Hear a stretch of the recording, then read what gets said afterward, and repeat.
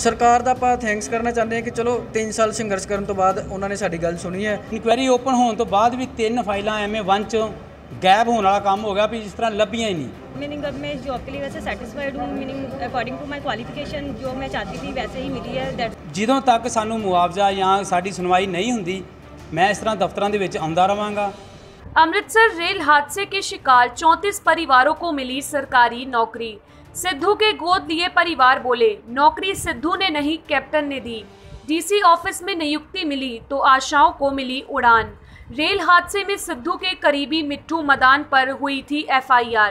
Rail हादसे मामले के फैसले से पहले CM ने दी 34 नौकरी। अमृतसर से मनोज भगत की report, live Bharat.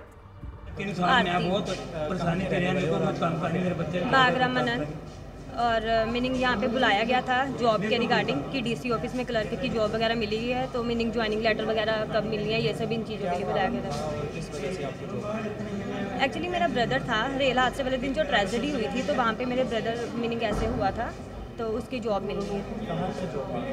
DC office में क्लर्क की मिली है मीनिंग ये। हाँ मैं बस ये बोलना चाहूँगी कि चलो मीनिंग अब मैं इस जॉब के लिए वैसे सेटिस्फाइड हूँ। Meaning according to my qualification जो मैं चाहती थी वैसे ही मिली है। That's it. ਕੀ ਨਾਮ ਹੈ ਜੀ ਆਪਣਾ, ਕਿੱਥੋਂ ਦੇ ਰਹਿਣ ਵਾਲੇ? ਮੇਰਾ ਨਾਮ ਦੀਪਕ ਕੁਮਾਰ ਹੈ ਤੇ ਜੋੜੇ ਫਾਟਕ ਰਹਿਣਾ। ਅੱਜ ਇੱਥੇ ਕਿੱਥੇ ਆਏ ਹੋ ਤੇ ਕੀ ਕਾਰਨ? ਦੇਖੋ ਤੁਹਾਨੂੰ ਪਤਾ ਕਿ ਜਿਹੜਾ ਆਪਣਾ ਰੇਲ ਹਾਦਸਾ ਆਇਆ ਸੀ 2018 ਦੇ ਵਿੱਚ ਹੈ ਨਾ, ਦੁਸ਼ਹਿਰੇ ਵਾਲੇ ਦਿਨ, ਤੇ ਉਹਨਾਂ ਪਰਿਵਾਰਾਂ ਨੂੰ ਸਰਕਾਰ ਨੇ ਇੱਕ ਨੌਕਰੀ ਦੇਣ ਦਾ ਵਾਅਦਾ ਕੀਤਾ ਸੀ ਜੋ ਕਿ 3 ਸਾਲ ਸੰਘਰਸ਼ ਕਰਨ ਤੋਂ ਬਾਅਦ ਅੱਜ ਉਹਨਾਂ ਨੇ ਜਿਹੜਾ ਆਪਣਾ ਵਾਅਦਾ ਉਹ ਪੂਰਾ ਕੀਤਾ ਤੇ ਅੱਜ ਸਾਨੂੰ ਇੱਥੇ ਇਹਨਾਂ ਨੇ ਆਫਰ ਲੈਟਰਾਂ ਦੇਣ ਵਾਸਤੇ ਬੁਲਾਇਆ। ਕਿੰਨੇ ਪਰਿਵਾਰਾਂ ਨੂੰ ਨੌਕਰੀ ਮਿਲੀ ਹੈ ਤੇ ਕਿਹੜੇ ਡਿਪਾਰਟਮੈਂਟ? ਟੋਟਲ ਜਿਹੜਾ ਹੈਗਾ 34 ਪਰਿਵਾਰਾਂ ਨੂੰ ਨੌਕਰੀਆਂ ਦਾ ਉਹਨਾਂ ਨੇ ਕੀਤਾ ਹੈਗਾ। ਉਹਦੇ ਵਿੱਚ ਜਿਹੜੇ ਕਿ ਆਪਣਾ ਕਾਰਪੋਰੇਸ਼ਨ ਦਾ ਹੈਗਾ ਮਹਿਕਮਾ, ਆਪਣਾ DC ਦਫ਼ਤਰ, ਇੰਪਰੂਵਮੈਂਟ ਟਰਸਟ ਦਾ ਹੈਗਾ ਤੇ ਸਿਵਲ ਸਰਜਨ ਦਾ ਤੇ ਸਰਕਾਰੀ ਜਿਹੜੇ ਸਕੂਲ ਨੇ ਵਿਭਾਗ ਨੇ ਉਹਨਾਂ ਦੇ। ਕਿੰਨੇ ਪਰਿਵਾਰ ਟੋਟਲ ਇਸ ਟ੍ਰੈਜੇਡੀ 'ਚ? ਇਹਦੇ 'ਚ ਟੋਟਲ 58 ਸੀਗੇ ਤੇ ਜਿਨ੍ਹਾਂ ਦੇ ਪਰਿਵਾਰ ਬੰਦੇ ਨੂੰ ਮਤਲਬ 45 ਦੇ ਲਾਗੇ ਪਰਿਵਾਰ ਬੰਦੇ ਨੇ ਟੋਟਲ। ਜਿਹੜੇ ਬਾਕੀ ਰਹਿ ਗਏ ਨੇ ਉਹਨਾਂ ਨੂੰ ਨੌਕਰੀਆਂ ਕਿਉਂ ਨਹੀਂ ਦਿੱਤੀਆਂ? ਉਹਨਾਂ ਨੂੰ ਐ ਸੀਗਾ ਕਿ ਵੀ ਕਈਆਂ ਦਾ ਤੇ ਬਜ਼ੁਰਗ ਉਹਨਾਂ ਦੇ ਘਰ ਰਹਿ ਗਏ ਸੀ ਜੋ ਨੌਕਰੀ ਐਲੀਜੀਬਲ ਨਹੀਂ ਸੀਗੇ ਨੌਕਰੀ ਵਾਸਤੇ, ਤੇ ਕੁਛ ਸੀਗਾ ਕਿ ਵੀ ਇਹਨਾਂ ਦਾ ਆਪਸ 'ਚ ਡਿਸਟ੍ਰੀਬਿਊਟ ਸੀਗਾ ਕਿ ਆਪਸ 'ਚ ਲੜਾਈ ਕਰਕੇ ਜੇ ਉਹਨਾਂ ਦਾ ਨੌਕਰੀ ਇਹਨਾਂ ਨੇ ਅਪਲਾਈ ਨਹੀਂ ਕੀਤੀ। ਅੱਜ ਕੀ ਕਹਿਣਾ ਚਾਹੁੰਦੇ ਹੋ? ਸਰਕਾਰ ਨੇ ਵਾਅਦਾ ਪੂਰਾ ਕਰਤਾ। ਸਰਕਾਰ ਦਾ ਆਪਾਂ ਥੈਂਕਸ ਕਰਨਾ ਚਾਹੁੰਦੇ ਹਾਂ ਕਿ ਚਲੋ 3 ਸਾਲ ਸੰਘਰਸ਼ ਕਰਨ ਤੋਂ ਬਾਅਦ ਉਹਨਾਂ ਨੇ ਸਾਡੀ ਗੱਲ ਸੁਣੀ ਹੈ, ਜਿਹਦੇ ਵਿੱਚ ਕਿ ਅਸੀਂ ਓਪੋਜੀਸ਼ਨ ਪਾਰਟੀਆਂ ਨੇ ਵੀ ਸਾਡਾ ਬੜਾ ਸਾਥ ਦਿੱਤਾ, ਉਹਨਾਂ ਦਾ ਵੀ ਧੰਨਵਾਦ ਕਰਦੇ ਹਾਂ ਤੇ ਖਾਸ ਆਪਾਂ ਜਿਹੜਾ ਹੈਗਾ ਕਿ ਆਪਣੇ ਜਿਹੜਾ CM ਸਾਹਿਬ ਦਾ ਵੀ ਧੰਨਵਾਦ ਕਰਦੇ ਹਾਂ ਜਿਨ੍ਹਾਂ ਨੇ ਸਾਡੀ ਗੱਲ। ਸਿੱਧੂ ਦੀ ਕੋਈ ਭੂਮਿਕਾ ਇਸ ਦੇ ਵਿੱਚ? ਉਹਨਾਂ ਨੇ ਕਿਹਾ ਸੀ ਮੈਂ ਨੌਕਰੀਆਂ ਦੇਵਾਂਗਾ। ਨਹੀਂ, ਉਹਨਾਂ ਨੇ ਕਿਹਾ ਤਾਂ ਸੀਗਾ ਲੇਕਿਨ ਫਿਲਹਾਲ ਸਾਡੇ ਕੋਲ ਨਾ ਉਹ ਕਦੀ ਆਏ ਨੇ ਨਾ ਉਹਨਾਂ ਦਾ ਕੋਈ ਬੰਦਾ ਆ। ਫਿਰ ਵੀ ਸ਼ਾਇਦ ਉਹਨਾਂ ਦਾ ਵੀ ਕੋਈ ਵਿੱਚ ਹੱਥ ਹੋਏਗਾ, ਆਪਾਂ ਉਹਨਾਂ ਦਾ ਵੀ ਧੰਨਵਾਦ ਕਰਦੇ ਹਾਂ। ਮੁਆਵਜ਼ਾ ਦਵਾਂਗਾ, ਮੁਆਵਜ਼ਾ ਤੁਹਾਡੇ ਵੱਲ ਪਹੁੰਚ ਕੀਤੀ ਗਈ ਅੱਜ ਤੱਕ? ਨਹੀਂ, ਉਹਨਾਂ ਨੇ ਸਾਡੇ ਵੱਲ ਪਹੁੰਚ ਤੇ ਕੋਈ ਨਹੀਂ ਕੀਤੀ। ਮੁਆਵਜ਼ਾ ਜਿਹੜਾ ਸੀਗਾ 5 ਲੱਖ ਰੁਪਏ ਜਿਹੜਾ ਸਟੇਟ ਗਵਰਨਮੈਂਟ ਨੇ ਕਿਹਾ ਸੀ ਉਹ ਸਾਨੂੰ ਉਦੋਂ ਹੀ ਮਿਲ ਗਿਆ ਸੀਗਾ।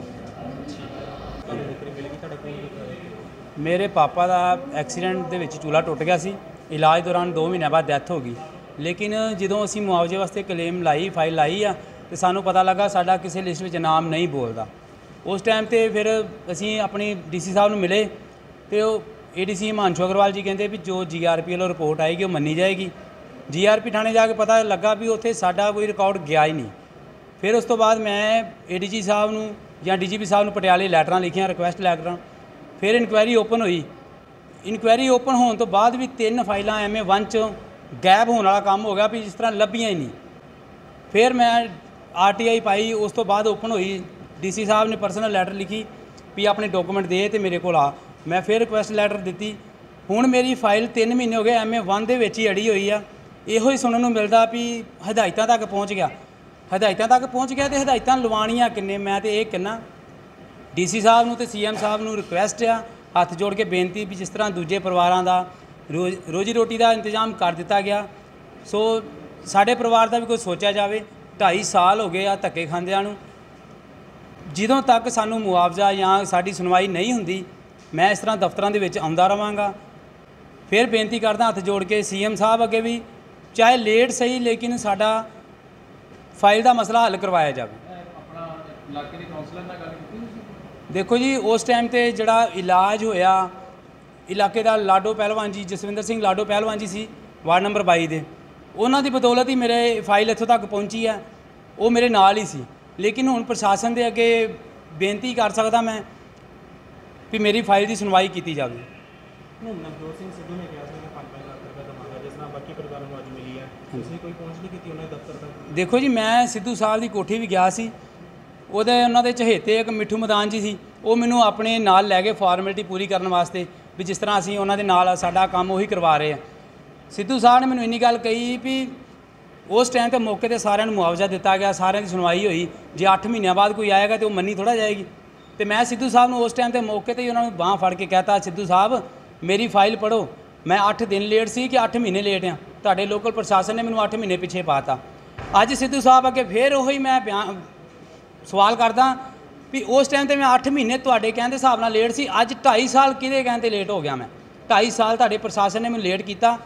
ਮੈਂ ਤੁਹਾਡੀ ਪ੍ਰਧਾਨਗੀ ਤੁਹਾਨੂੰ ਮਿਲੀ ਆ, ਮੈਂ ਮੁਬਾਰਕਬਾਦ ਦਿੰਦਾ, ਪਰ ਇਹੋ ਜਿਹੀ ਪ੍ਰਧਾਨਗੀ ਦਾ ਕੋਈ ਫਾਇਦਾ ਨਹੀਂ ਜਿਹੜਾ ਗਰੀਬ ਜਨਤਾ ਦੀ ਸੁਣਵਾਈ ਨਾ ਕਰ ਸਕੇ। 4.5 ਸਾਲ ਤੁਹਾਡੀ ਆਪਣੀ ਕੁਰਸੀ ਦੀ ਲੜਾਈ ਨੇ ਗਰੀਬ ਜਨਤਾ ਇੰਨੀ ਕਿ ਰੋਲ ਛੱਡੀ ਆ ਬੇਹੱਦ। ਅੱਜ 6 ਮਹੀਨੇ ਰਹਿ ਗਏ ਇਲੈਕਸ਼ਨ ਆਉਣ ਨੂੰ, ਤੁਹਾਨੂੰ ਪ੍ਰਧਾਨਗੀ ਦੇ ਦਿੱਤੀ। ਹਾਈ ਕਮਾਂਡ ਨੂੰ ਵੀ ਇਹੋ ਸਵਾਲ ਹੈ ਵੀ ਅੱਜ ਤੋਂ 2 ਸਾਲ ਜਾਂ 3 ਸਾਲ ਪਹਿਲਾਂ ਕਿਉਂ ਨਹੀਂ ਪ੍ਰਧਾਨਗੀ ਦਿੱਤੀ ਗਈ?